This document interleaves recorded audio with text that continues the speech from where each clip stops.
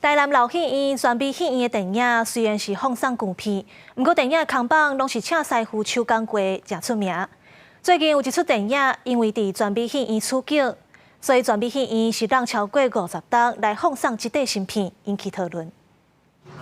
戏院外口专门画电影扛棒的老师傅，赶紧发动咧拍底，准备画一百新的扛棒，到达也保留用手工画电影扛棒。这个所在也是国际知名导演李安的电影启蒙地，主要是放送理论片的台南全美戏院。不过经过53年后，全美戏院要搁再放送首轮电影了。他们有来这边取景。全美戏院有取景对吧？有。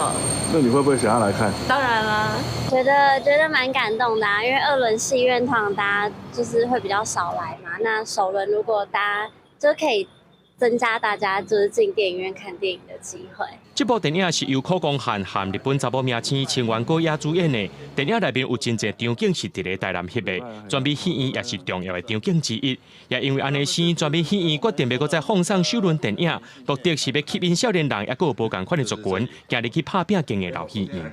20年前的这个场景的现场就是指定全美。现在二轮的市场已经都不好做了，那首轮是我们一个很大胆的崭新的一个尝试，然后整个剧情都是配合整个台南市区，像我们中西区那个民权路、民生路，还有天坛做一个导览，哇！